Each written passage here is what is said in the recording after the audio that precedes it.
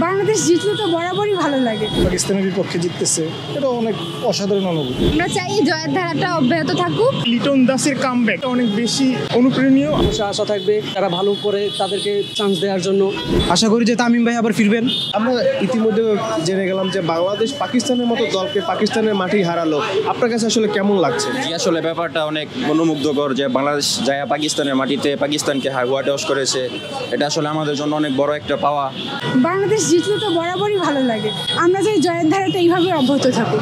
পাকিস্তানের দেশে গিয়ে পাকিস্তানের মাটিতে বাংলাদেশ পাকিস্তানকে হারিয়েছে, এর থেকে বড় অনুভূতি আর কি হতে পারে। আর বাংলাদেশ টেস্ট দুইটাই জিতেছে এবং কি লিটন দাসের কামব্যাক এটা আমাদের কাছে অনেক বেশি অনুপ্রেরণীয়। লিটন দাসের যে কামব্যাকটা ওটা অনেক বেশি আমাদের আসলে অনুপ্রাণিত করছে। আমরা যেটা আসলে এক্সপেক্ট করছিলাম লিটন দাস থেকে এবং মিরাজ থেকে, সেটা আসলে আমরা পেয়েছি এবং আমরা সামনেও পাবো এটা আশা করতেছি।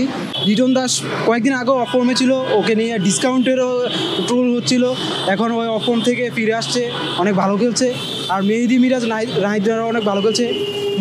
মুশফিকুর রহিমের জন্য একটু আফসোস হয়েছে যে ও ডাবল সেঞ্চুরিটা করতে পারে নাই। এই জয়ের ধারা অব্যাহত থাকবে কিনা কি মনে হচ্ছে? ইনশাল্লাহ থাকবে, যেহেতু এখন নতুন বোর্ড আসছে। আশা করি ভালো ভালো প্লেয়ার আসবে, ভালো কোচ আসবে। আশা করি যে তামিম ভাই আবার ফিরবেন। এখন পর্যন্ত বিদেশের মাটিতে গিয়ে পাকিস্তানের মতো এমন একটা বড় টেস্ট খেলুড়ে দলকে নিজেদের মাটিতে হোয়াইট ওয়াশ করা বাংলাদেশ ক্রিকেট ইতিহাসে এখন পর্যন্ত সেরা অর্জন। বাংলাদেশ পাকিস্তানে গিয়ে পাকিস্তানের বিপক্ষে জিততেছে, এটা অনেক অসাধারণ অনুভূতি। বাংলাদেশ হাঁটতে হাঁটতে এতটাই ডিসঅ্যাপয়েন্ট করে ফেলছিল যে আশাই ছেড়ে দিয়েছিলাম যে বাংলাদেশ জিতবে বা কিছু। তো ভালোই লাগছে, খারাপ না। বাংলাদেশ জিতবে সব মানে আমরা চাই এই জয়ের ধারাটা অব্যাহত থাকুক, বাংলাদেশ এভাবেই জিতুক। আমরা বাংলাদেশের সবসময় পাশে আছি। পাকিস্তানের মাটি তাদেরকে হোয়াইট ওয়াশ করা, তাদের দেশের মাটিতে তাদেরকে হোয়াইট ওয়াশ করে আসা, মন থেকে আমার খুব ভালো লাগতেছে। নতুন করে দেশ স্বাধীন, সেখানে ক্রিকেট বোর্ডেও একটি বড় পরিবর্তন আমরা দেখেছি।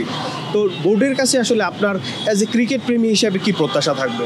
হ্যাঁ, অবশ্যই আমরা নতুন যেহেতু বোর্ড গঠন হয়েছে, এখন এখানে অবশ্যই আশা থাকবে যে যারা ভালো করে তাদেরকে চান্স দেওয়ার জন্য, যারা খারাপ ছিল বা খারাপ করে তাদেরকে চান্স না দেওয়া।